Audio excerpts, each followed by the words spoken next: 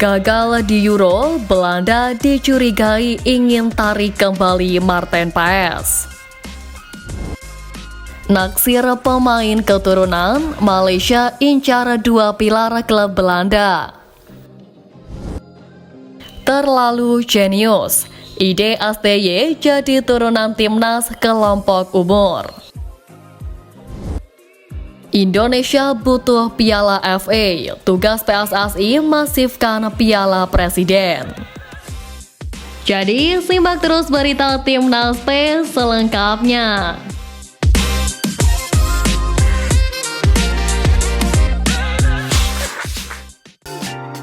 Gagal di Euro, Belanda dicurigai ingin tarik kembali Marten Paes.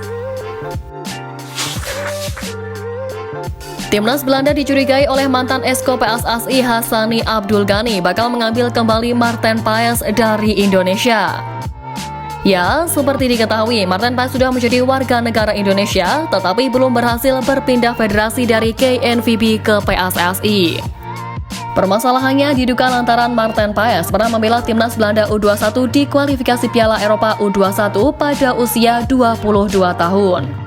Menurut regulasi FIFA, pemain hanya bisa berganti tim nasional jika berusia 21 tahun atau lebih muda saat terakhir kali bermain untuk tim nasional pertama.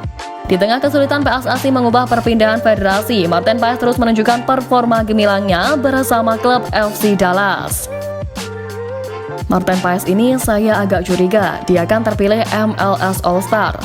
All-Star Game itu dipilih karena popularitas dan karena dia pemain bagus. Saya agak curiga, timnas Belanda jangan-jangan dia ingin mengambil Marten Paes, ujar Hassani. Terlebih Marten Paes kini diincar oleh Empoli. Apabila dirinya berkarir di Serie A Italia, bukan tidak mungkin timnas Belanda akan kembali meminta berganti kewarganegaraan dan membela The Oranje.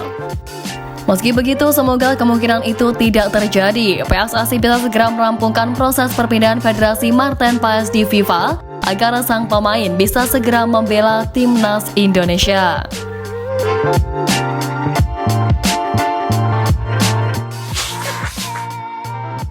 Naksir pemain keturunan, Malaysia incar dua pilar klub Belanda. Saat ini Malaysia mulai mencari pemain keturunan untuk dijadikan pilar andalan tim nasional lewat jalur naturalisasi kewarganegaraan. Kegelisahan Kim Pan-gon akan kekuatan tim asuhannya coba dijawab meski belum keluar langsung dari Federasi Malaysia. Publik negeri jiran lewat media lokalnya sudah mewartakan sederet pemain keturunan yang disebut-sebut akan dikejar oleh federasi. Kim Pan-gon seperti benar-benar tersihir kekuatan timnas Indonesia dengan para pemain keturunan yang masuk di dalamnya.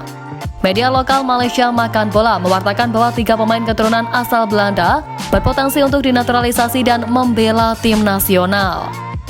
Menariknya, 2 dari ketiga pemain tersebut merupakan pilar andalan salah satu klub besar kompetisi kasta teratas Liga Belanda atau Eredivisie, yakni PSV Eindhoven. Kedua pemain yang dimaksud adalah Robin van Duijven dan Jason van Duijven. Khusus untuk Jason saat ini disebut masuk skuad utama tim. 3 pemain keturunan itu dinilai memiliki keturunan asal Malaysia, tepatnya dari Terengganu. 1 pemain lain bermain untuk Heracles Almelo dari Eredivisie, yakni Diego van Oorschot yang masih berusia 19 tahun. Meski begitu, hingga saat ini belum ada kepastian terkait naturalisasi ketiganya, namun media lokal menjamin ketiganya masuk skuad utama timnas Malaysia jika berhasil dinaturalisasi. Pemain keturunan sebenarnya bukan hal baru bagi Malaysia. Sebelumnya, laman Future Talents memberikan informasi yang cukup menghebohkan. Ya, mereka menyebut Emil Smith-Rowe dari Arsenal dan Dewsbury Hall ex-Leicester City memiliki darah keturunan Malaysia. Menarik dinantikan bagaimana kelanjutan naturalisasi pemain keturunan untuk Malaysia. Akankah Kim Pan-gon mendapatkan hal yang diinginkan atau tidak?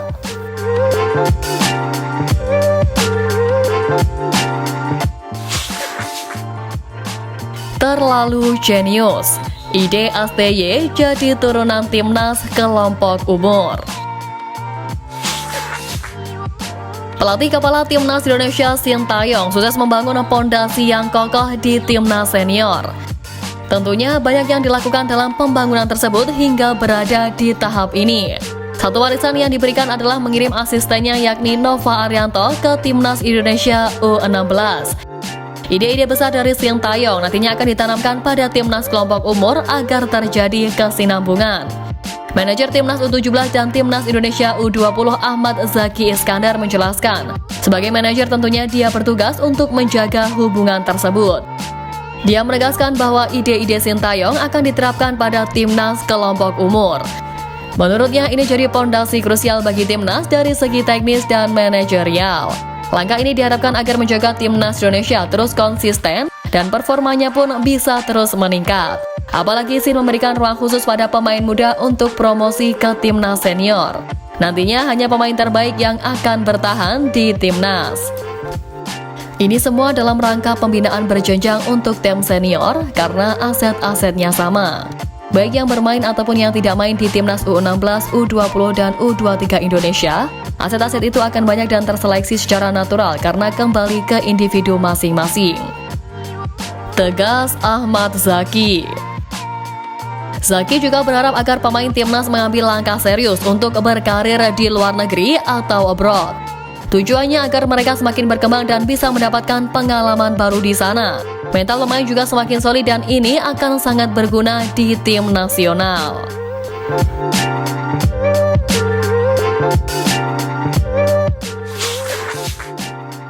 Indonesia butuh Piala FA, tugas PSSI masifkan Piala Presiden. PSSI mengambil langkah tergesa-gesa dengan menggulirkan Piala Presiden 2024 walau Liga 1 sudah di depan mata. Piala Presiden adalah turnamen pramusim yang diglorifikasi dan sempat vakum pada tahun lalu. Musim ini pun sebenarnya Piala Presiden tak akan digelar, tetapi rencana berubah setelah Erick Thohir dipanggil ke istana. 3 bulan sebelum pemerintahan berganti, Presiden petahana ingin ada turnamen yang menggunakan namanya. Melihat regulasi di turnamen ini, tampak ada paksaan dari PSSI pada klub untuk memainkan tim utama. Aturan itu dinilai sudah melampaui kewajaran turnamen pramusim. Ajang pramusim semestinya menjadi wahana pelatih untuk mencoba seluruh pemain, termasuk memperbanyak kesempatan bagi pemain muda. Melihat usaha keras PSSI untuk membesarkan Piala Presiden ini, alangkah baiknya jika tak usah tanggung-tanggung dan mengubahnya jadi Piala FA versi Indonesia. Indonesia terakhir kali memiliki turnamen ekuivalen Piala FA pada 2018-2019, yaitu Piala Indonesia. Hasil Piala Presiden tak akan pernah diakui AFC karena hanya ajang pramusim. Sedangkan Piala Indonesia dapat digunakan untuk mengirim wakil ke kompetisi Asia. Ketimbang hanya digelar semasa pramusim, Piala Presiden bisa dimasifkan menjadi turnamen sepanjang musim seperti Piala Indonesia. Lantaran kepala negara Indonesia adalah presiden, maka Piala FA garapan PSSI bisa dinamai Piala Presiden. Tentu saja Piala Presiden harus diperbanyak partisipasinya jika hendak dijadikan Piala FA. Klub-klub Liga 2 dan Liga 3 bisa bermain lebih dulu di babak awal, disusul klub Liga 1 bergabung di babak berikutnya. Piala Presiden merangkap Piala FA ini digelar sepanjang tahun, dimulai pada Agustus dan berakhir pada Mei. Dengan begitu Presiden akan diuntungkan karena namanya akan dikenang dekat dengan sepak bola, pun sebaliknya sepak bola Indonesia diuntungkan karena ada turnamen alternatif non-kompetitif yang diakui AFC.